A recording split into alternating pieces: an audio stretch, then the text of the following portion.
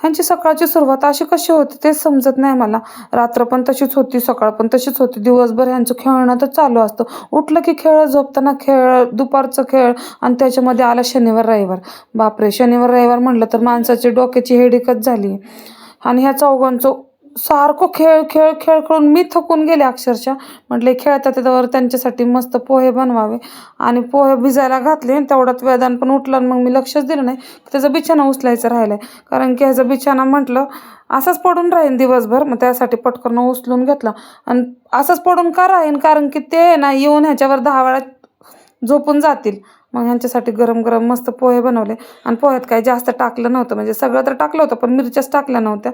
आणि कारण की हे सगळेजण फिक्के खाणार आहेत, तिखट त्यांना जात नाही. आणि ह्या चौघांना बसवायचं म्हणलं की दक्षिण उत्तर पश्चिम असंच ठिकाणी बसवलं, कारण की भांडणं करायला लागले की असं वाटतं सगळं पृथ्वी एकत्र येणार आहे आता.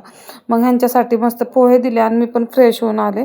म्हटलं चला आपण पण फ्रेश व्हावं. आणि तेवढ्यात मम्मी पण आली. मग मम्मी आली की मम्मीला पण नाश्ता दिला आणि वेदांना पण दिला. पण वेदान खायचं कमी सांडवायचं जास्तच काम करत होता. आणि खाऊन झाल्यानंतर हे 4 जण पाऊस आला म्हटलो की जे मोठ्या मोठ्याने गाणे म्हणायला लागले. बाकीचे लोक त्यांचे शूट काढायला लागले अक्षरशः. इतक्या जोरजोरात ते ओरडायला लागले, ए रे पावसा असं म्हणत म्हणत त्यांचं खेळ चालू होता. आणि त्या वेदांना तर काय समजते काय माहिती, ते पण त्याच्यामध्ये घुसू चालू होतं त्याचं. मग म्हटलं ते खेळतात ते आपण भांडे पण घासून घ्यावे, कारण की दुपारच्या स्वयंपाकाला पण लागायचे. म्हणून पहिले किचन ओटा साफ करायला घेतला. भांडे पटकन घासले आणि मग लगेचच पीठ पण मळून घेतलं. पीठ मळून ठेवल्यानंतर जरा थोडंसं मुरलं की चपात्या पण करायला मज्जा येते. आणि तेवढ्यात मम्मी पण मार्केटवरनं सुद्धा जाऊन आली. मार्केटवरनं आली आणि मग पिशवी घेण्यासाठी मला खाली बोलवलं. मग मी पिशव्या घ्यायसाठी गेले खाली. तर भरपूर असे फुलांच्या पिशव्या घेऊन आली ती. तर एवढं सगळं घेऊन वरती पण जायचं तिला पण झेपत नाही, म्हणून मी घेऊन गेले. आणि मस्त अशी वांग्याची भाजी आणि गरम गरम चपात्या केल्या मी.